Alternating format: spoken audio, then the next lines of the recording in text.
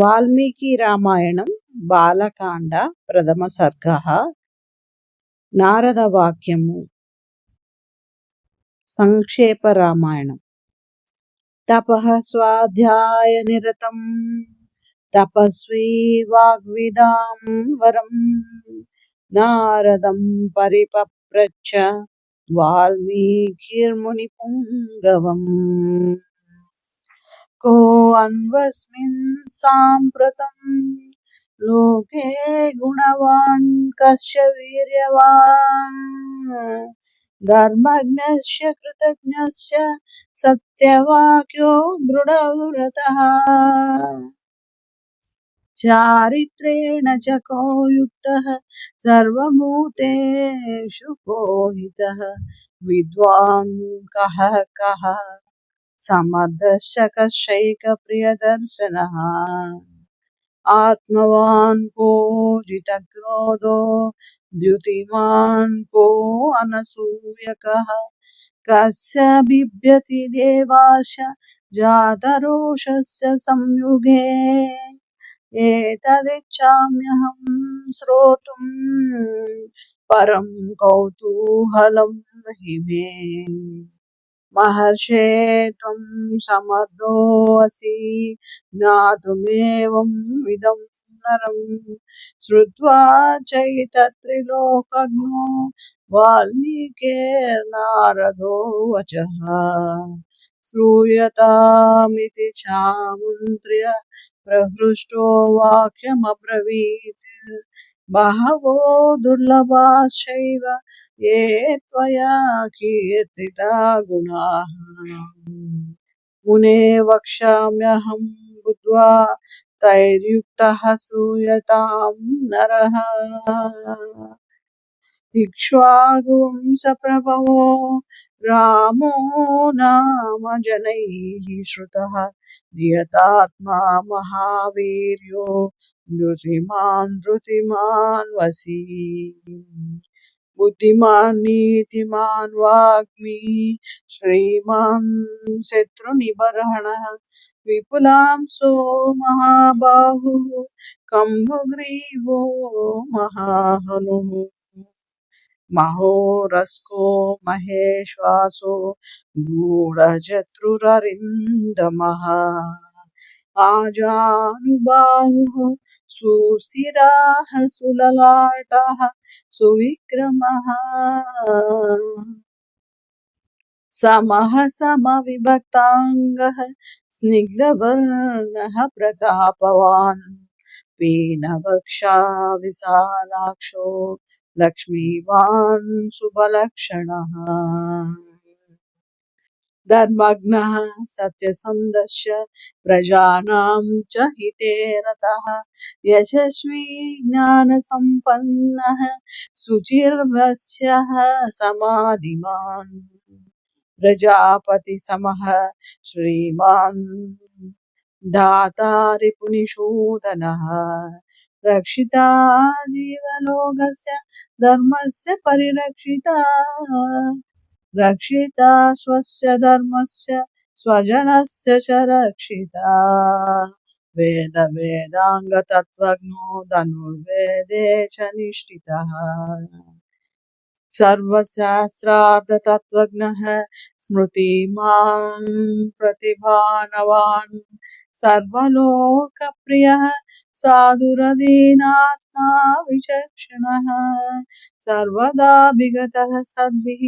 समुद्र इव सिन्धुभिः आर्यः सर्वसमयश्चैव सदैव प्रियदर्शनः सा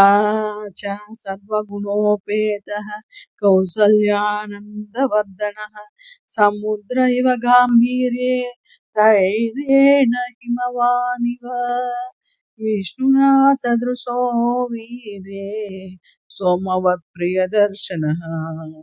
कालाग्निसदृशः क्रोधे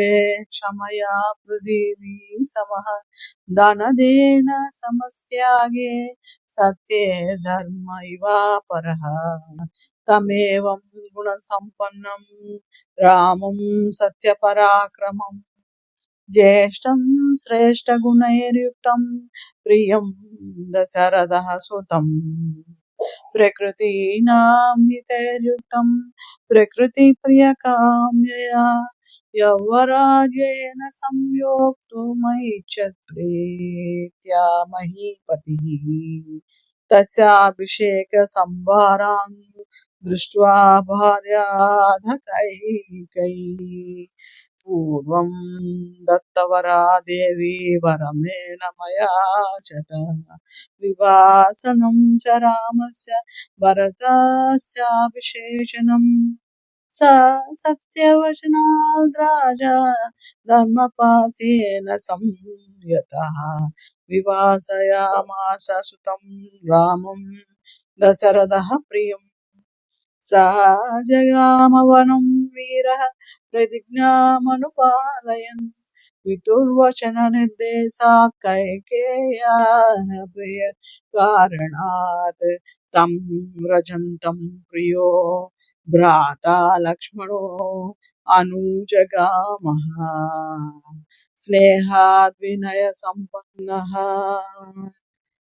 सुमित्रानन्दवर्धनः भ्रातरं दयितो भ्रातुः सौभ्रात्रमनुदर्शयन् रामस्य दयिता भार्या नित्यं प्राणसमाहिता जनकस्य कुले जाता देवमायेव निर्मिता सर्वलक्षणसम्पन्ना नारीणामुत्तमा वधूः सीताप्यनुगता रामं शशिनं रोहिणी यथा पौरैरनुगतो दूरं पित्रा दशरथेन च शृङ्गिबेरपुरे सूतं गङ्गाकूले व्यसर्जयत् गृहमासाद्य धर्मात्मा विषादाधिपतिं प्रियम् गुहेन सहितो रामो लक्ष्मणेन च सीतया ते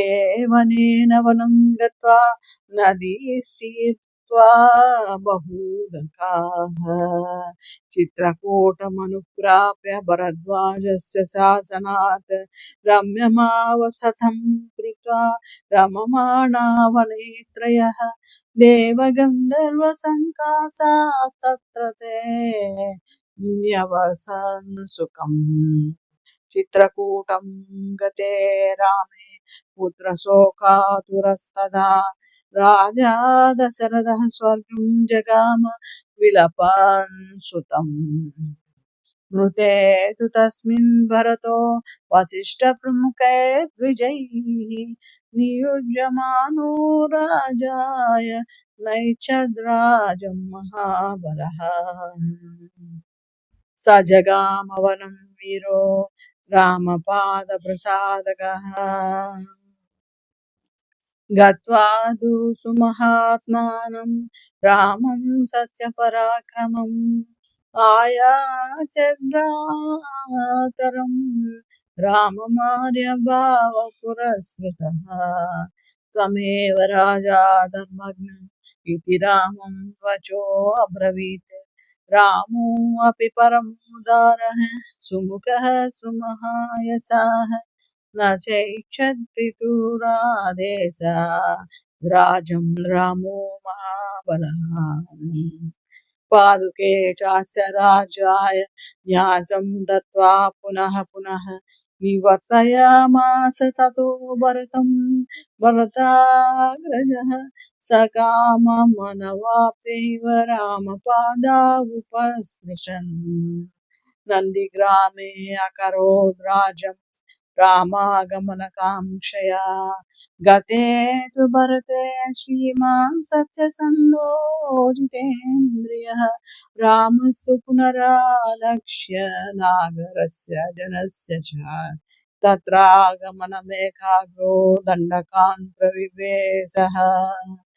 प्रविश्य तु महारण्यं रामो राजीवलोचनः विराधं राक्षसं हत्वा चरभङ्गं ददर्शः सुतीक्ष्णं चाप्यगस्त्यं च अगस्त्य भ्रातरं तदा अगस्त्य वशनात् चैव जग्राहेन्द्रं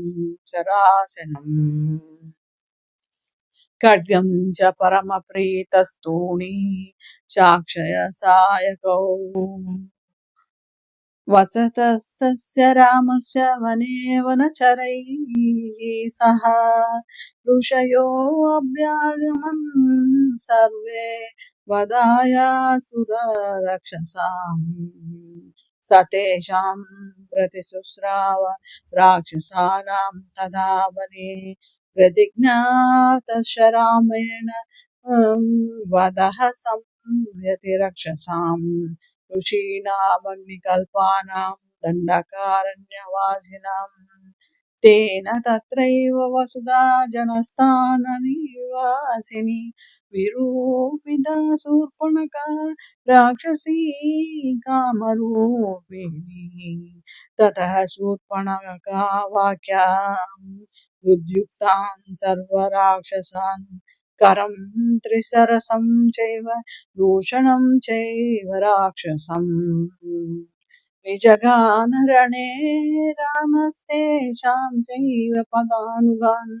वने तस्मिन् निवसता जनस्थाननिवासिनाम् रक्षसां निहतान्यासंसहस्राणि चतुर्दश ततो ज्ञातिवदं श्रुत्वा रावणः क्रोधमूर्छितः सहायं वरयामास मारीचं नाम राक्षसम् वार्यमाणः सुबहुसो मारीचेन स रावणः न विरोधो बलवता क्षमो रावणतेन ते अनादृत्य तु तद्वाक्यं रावणः कालचोदितः जगाम सह मारीचस्तस्याश्रमपदं तदा तेन मायाविना दूरमपवाह्य नृपात्मजः जहार भार्यां रामस्य क्रुद्रं महत्वा जटायुषं रुद्रं च निहतं दृष्ट्वा हृतां श्रुत्वा च मैथिलीं राघवः शोकसन्दप्तो विललापाकुलेन्द्रियः ततस्तेनैव शोकेन रुद्रं दग्ध्वा जटायुषम् मार्गमाणो वने सीतां राक्षसं सन्ददर्शः कबन्धं नामरूपेण विकृतं घोरदर्शनम् तं निहत्य महाबाहुर्ददाह स्वर्गतश्च सः स चास्य कथयामास शबरीं धर्मचारिणीम् श्रमणीं धर्मनिपुणामभिगच्छेति राघवम् सोऽभ्यगच्छन् महातेजाः शबरीं शत्रुसूदनः शबर्या पूजितः सम्यग् रामो दशरथात्मजः पम्पातीरे हनुमता सङ्गतो वानरेणः हनुमद्वचनात् चैव सुग्रीवेण समागतः सुग्रीवाय च तत्सर्वं संसद्रामो महाबलः आदितस्तद्यथावृत्तं सीताया सविशेषतः सुग्रीवश्चापि तत्सर्वं श्रुत्वा रामस्य वानरः चकार सख्यं रामेण प्रीतश्चैवाग्निसाक्षिकम् ततो वानरराजेन वैरानुकदनं प्रति रामाय वेदितं सर्वं प्रणयादुःखितेन च प्रतिज्ञातं च रामेण तदा वालिवदं प्रति वालिनश्च बलं तत्र कथयामास वानरः सुग्रीवः शङ्किताशासीत्यं वीर्येण राघवे राघव प्रत्ययातं तु दुन्दुभेः कायमुत्तमं दर्शयामास सुग्रीवो महापर्वतसन्निभम् उस्महित्वा महाबाहुः प्रेक्ष चास्ति महाबलः पादाङ्गुष्ठेन चिक्षेप सम्पूर्णं दशयोजनं विभेद च पुनः सालां सप्तैकेन महेशुना गिरिं रसातलं चैव जनयन् प्रत्ययं तदा ततः प्रीतमनास्तेन विश्वस्तः स महाकविः किष्किन्धां रामसहितो जगाम च गुहां तथा ततो अगर्षद्धरिविवरः ततो अगर्षद्धरिवरः सुग्रीवो हेमपिङ्गलः तेन नादेन महता निर्जगाम हरीश्वरः अनुमान्य तदा तारां सुग्रीवेण समागतः निजगान च तत्रैनं सरेण एकेन राघवः ततः सुग्रीवशना दत्त्वा वालिनं माहवे सुग्रीवमेव तद्राजे राघवः प्रत्यपादयत् सा च सर्वान् समानीय वानरान् वानरर्षभः दिशः प्रस्थापयामास दिदृक्षुर्जनकात्मजाम् ततो रुद्रस्य वचनात् सम्पातेर्हनुमान् बलिः शतयोजनविस्तीर्णं कुप्लुवे लवणार्णवम् तत्र लङ्कां समासाद्य पुरीं रावणपालिताम् ददर्श सीतां ध्यायन्तीमशोकवनिकां गताम् निवेदयित्वा विज्ञानं प्रवृत्तिं च निवेद्य च समाश्वास्य च वैदेहीं वर्धयामास तोरणम् पञ्चसेनाग्रगान् हत्वा सप्तमन्त्रिसुतानपि दूरमक्षं च निष्पृश्य ग्रहणं सम्पाकमत् अस्त्रेणोन्मुक्तमात्मानं ज्ञात्वा पैतामहाद्वरात् मर्शयन् राक्षसान् वीरो यन्त्रिणस्तान् यदृच्छया ततो दग्ध्वा पुरीं लङ्कामृते सीतां च मैथिलीम् रामाय प्रियमाख्यातुं पुनरायान् महाकपिः सोऽभिगम्य महात्मानं कृत्वा रामं प्रदक्षिणम् न्यवेदयदमेयात्मा दृष्ट्या सीतेति तत्त्वतः ततः सुग्रीवसहितो गत्वा तीरं महोदधे समुद्रं क्षोभयामास सरैरादित्यसन्निभैः दर्शयामास चात्मानं समुद्रः सरितां पतिः समुद्रवशनात् चैव नलं सेतुमकारयत् तेन गत्वा पुरीं लङ्कां हत्वा रावणमाहवे रामः सीतामनुप्राप्यं परां व्रीडामुपागमत् तामुवाच ततो रामः परुषं जनसंसदि अमृष्यमाणा सा सीता विवेश ज्वलनं सती ततो अग्निवशनात् सीतां ज्ञात्वा विगतकल्मषां बभौ रामः सम्प्रहृष्टः पूजितः सर्वदेवतैः कर्मणा तेन महता त्रैलोक्यं सचराचरं सदेवर्षिगणं तुष्टं राघवस्य महात्मनः अभिषिच्य च लङ्कायां राक्षसेन्द्रविभीषणं कृतकृत्यस्तदा रामो ज्वरः प्रमुदः देवताभ्यो वरं प्राप्य समुत्थाप्य च वानरान् अयोध्यां प्रस्थितो रामः पुष्पकेन सुहृद्वः भरद्वाजाश्रमं गत्वा रामः सच्च पराक्रमः भरतस्यान्तिकं रामो हनूमन्तम् व्यसर्जयत् पुनराख्यायिकां जल्पन् सुग्रीवसहितश्च सः पुष्पकं तत्समारुह्य नन्दिग्रामं ययौ तदा नन्दिग्रामे जटां हित्वा भ्रातृभिः सहितो अनघः रामः सीतामनुप्राप्य राजं पुनरवाप्तवान् प्रहृष्टमुदितो लोकस्तुष्टः तुष्टः सुधार्मिकः